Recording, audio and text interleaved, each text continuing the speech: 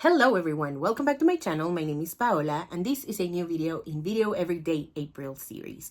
Today we're going back to the channel and reading retrospectives, and I'm gonna tell you all about my 2022 year, aka my Denial is a River era. This is a year where I was in constant denial regarding how burnt out I was. I was like trying to replace all of my reading duties with other reading duties that were not allowing me to rest, that were just giving me even more stress. We'll get to them later when I talk about my channel. Right now, I'm gonna tell you about my reading. One thing really quickly before we get started, I have a Patreon where if you join, you will get early access to all of my content, as well as an exclusive newsletter. There's 3 tiers, $2, $5, and $10. They all get the same benefits. It's just a matter of how much you wanna contribute to the channel. I would very much appreciate it if you could support me over there. That's all. Let's move on.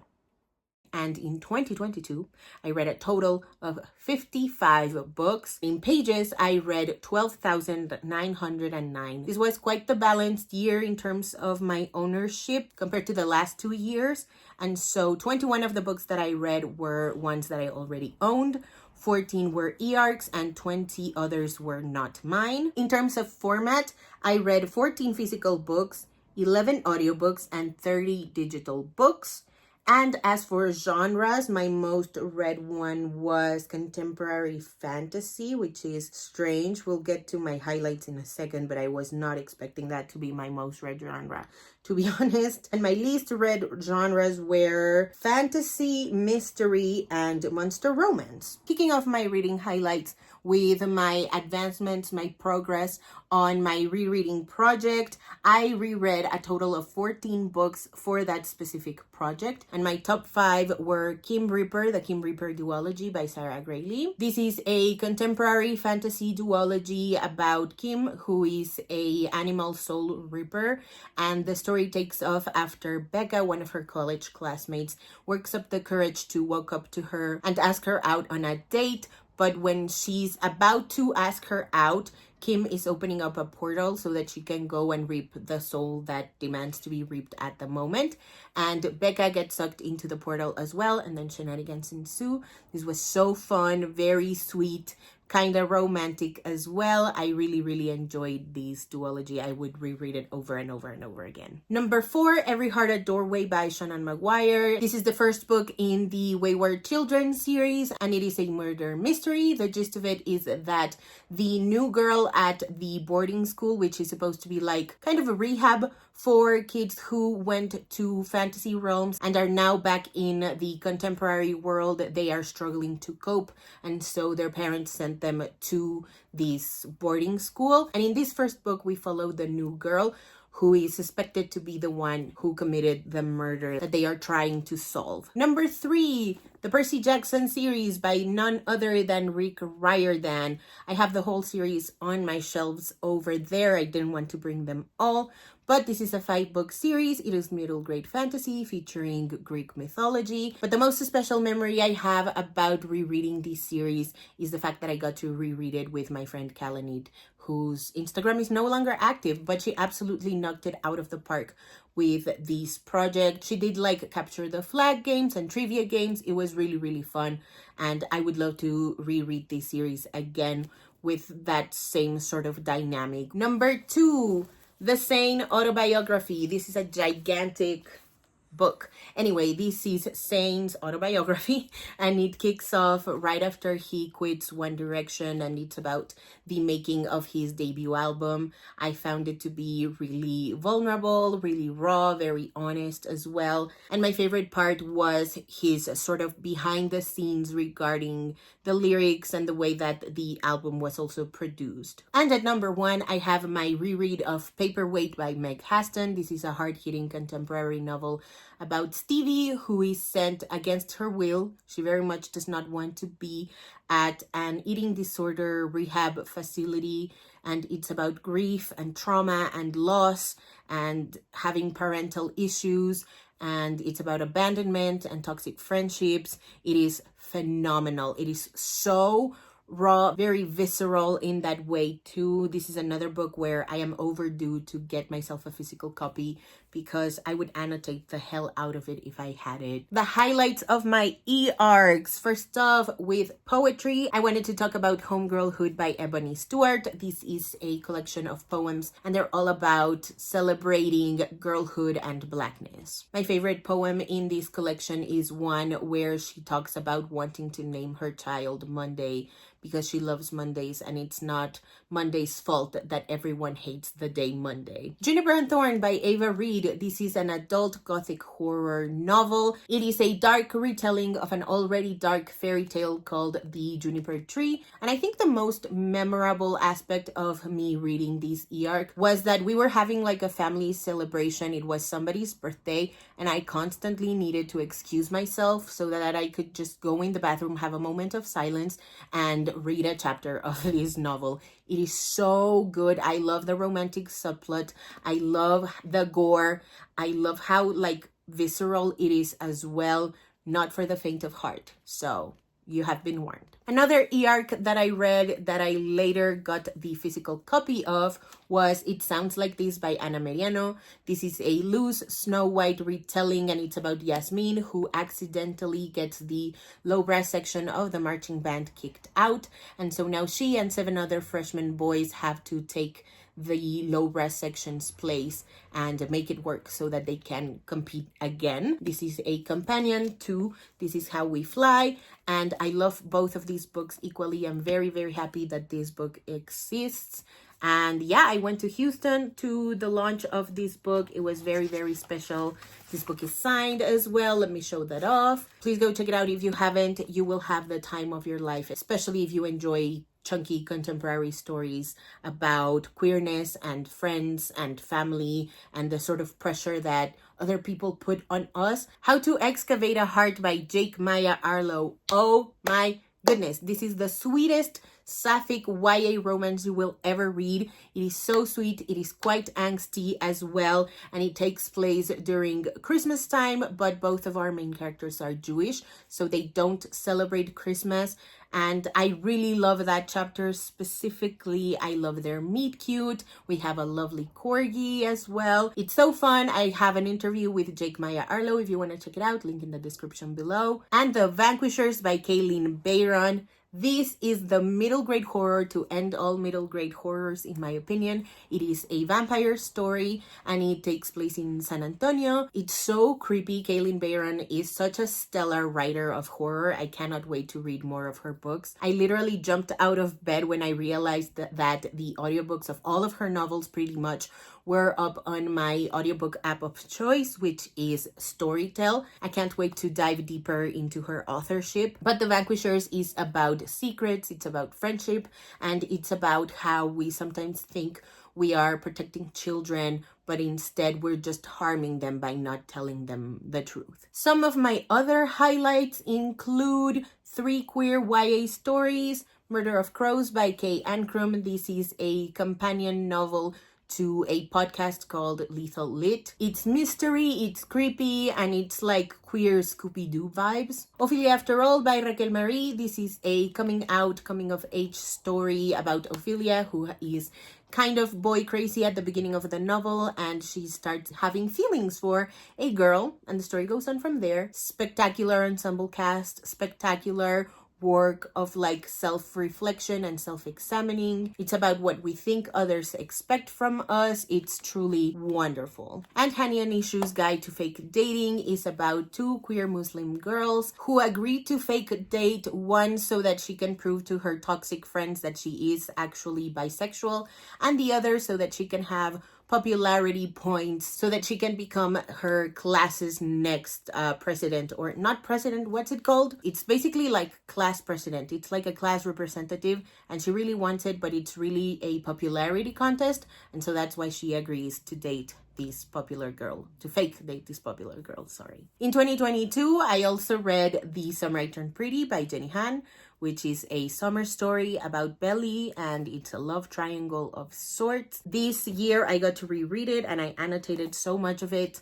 I really like this first book. I really love Belly's naivete. I really love how like different she wants to be this summer. Two graphic novels that I want to talk about that I read in 2022 were The Prince and the Dressmaker by Jen Wang and Displacement by Kiku Hughes.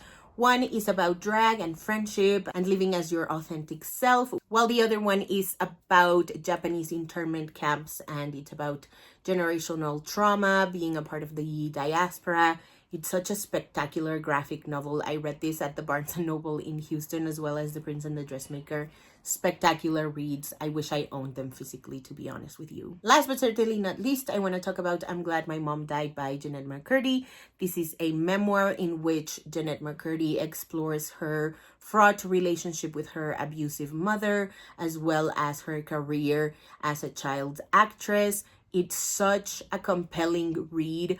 I love her writing style. I love the humor in it as well. It's so honest and visceral. It doesn't shy away, and I really, really love that about it. Next, I want to quickly talk about books that I read for my vlog that I did called 6 Books in 48 Hours. Links in the description below if you're interested.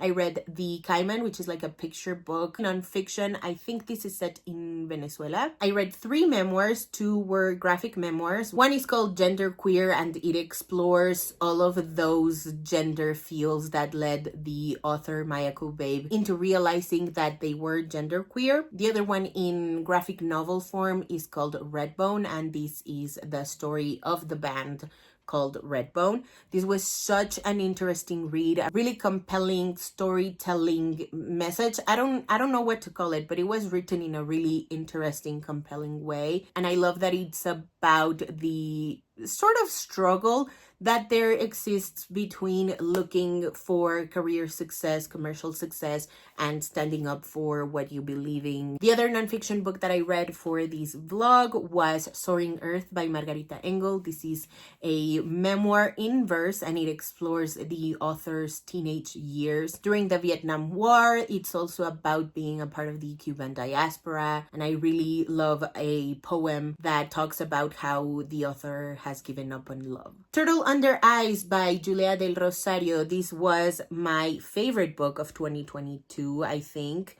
I would like to call it that. If I said anything else in another video, this is my correction. This is a hard-hitting YA novel in verse, and it's about 2 sisters who lost their mother a year or 2 before the events of the novel take place. And it's about grief, it's about sisterhood, it's about how grief affects us, the people around us, and how we engage with those people. It's also about family and being a teenager. I really, really love this one. I read the first 2 books in the Wayward Children series. The first one, Every Heart a Doorway. I already talked a little bit about this one. And Down Among the Sticks and Bones, which explores a fraught relationship between 2 sisters. It's about gender expectations. It's about parental failure. I would say out of the 2 of them, this is my favorite one. And yes, I still have to read the rest of the series. And for that vlog, I also read The Tycoon Socialite Bride, which is an adult contemporary romance story featuring marriage of convenience. I think I read this for my podcast, Mapping the Tropes. Once again, link in the description below. We had a lot of fun making those episodes, and I will always miss talking to my friends about different romance novels every few weeks. We have arrived to the content analysis. I was really, really hard on myself in 2022 because I was not doing what I was doing in 2020, and I thought 2021 was supposed to be like my healing, my relaxing era, and I did absolutely none of that, but I actually think I did quite well. We shall see. Okay, in 2022, I did 6 sit-down videos, 2 vlogs, 3 Theater Thursday videos, and 35 author interviews. I don't remember ever interviewing that many authors. Holy shit. This year was also the first year where I did my 12 days of Bookmast, and I want to say that that is my best version of the 12 days of Bookmast, because of how diversely I read in terms of formats and genres. And so I love that I got to highlight all of those little specific things that I got to read. Link in the description below for the whole playlist if you're interested. It kicks off with a fantastic bookshelf tour. I am very, very proud of that first video. On the personal side of things, I started teaching, which was very exciting. Once again, I hadn't taught in a very long time. I also did a mentorship with POC in publishing, people of color in publishing. It was so exciting. I believe I applied early 2021 and I got the sort of callback. I got the email in 2022 and my mentor was phenomenal. I had a lot of fun getting to know the agenting side of publishing. In 2022, I also started working with Book Talk event and I hosted the Alive Poets Society for Book Talk weekend. And some of my favorite panels were the Great Book Talk Bake Off, it's called Escapism, book to screen adaptations, and Let's Get Literary. I am so sad that the replays are not available to watch because I would link all of them below. They were so fun. Everybody did such a fantastic job. And I also got to coordinate Instagram lives with Jennifer Dugan, Ashlyn Brophy, Daniel Valentine, and Alison Cochran. In 2022, I was also finally admitted into Libro FM's influencer program, and then I upgraded to bookseller program, and I launched Noveltindy in 2022, which was so fun. Noveltindy became like my replacement drug, and what I mean by that is that in 2020 I went super hard on videos and blog posts and stuff on my personal channel, and then on Noveltindy I went super hard with the Instagram strategy. Obviously it all caught up to me eventually, because that's why I call this era my Denial is a River era, because I thought I was not burnt out because I was churning out so much content for Noveltindy, and then 2023 hit and I was like, my goodness, I am so tired. I also went to Houston to celebrate the launch of It Sounds Like This by Ana Mariano. I also got myself a paperback copy of This Is How We Fly by Ana Mariano. It's currently in my box, so I can't show it off, but that one is also signed. It meant the world to me that I was able to go to Houston for this launch. 2022 was also the year where I finally became active on Patreon. I mostly did my newsletter there, which started in April, and then I did 15 of those. I also posted something called Pandemic Thoughts, and it was based on a BuzzFeed video, and it was just like a reflection on what you had been up to from 2020 up until I guess that point. And I posted every single one of my videos at least one day early on Patreon, so you should definitely check it out if you haven't already. I had goals in 2022 as well, and I would rather not revisit them. I would rather let you go through that disappointing experience on your own. It is a video that's part of the 12 Days of Bookmas playlist, so once again, link in the description below if you're interested. So mostly what I get out of making these videos, specifically the 2022 retrospective one, is that I am very hard on myself, because I did go hard. I didn't go as hard as I went in 2020, but I did do the 12 Days of Bookmas. I was very committed to that series, and again, I'm really happy with how it turned out in 2022 specifically. Again, I think this first edition of the 12 Days of Bookmas was the best one. I posted so many author interviews. I am so honored anytime an author says yes to speaking with me. But yeah, overall, I can't shake the feeling that I was so disappointed in myself at the end of 2022. I do know why, but I don't want to say it on the internet for it to live forever. But I'm really happy that I get to do these retrospectives, so that now I know not to be too hard on myself and to take it easy, to take it slow. I still did good work as a bookish influencer in 2022, which is not something I can say about 2023, but that's for another video. Alrighty, so that is it for today's video. Thank you guys so much for watching. If you haven't already and you'd like to, go ahead and hit subscribe, and I'll see you in the next one. Bye!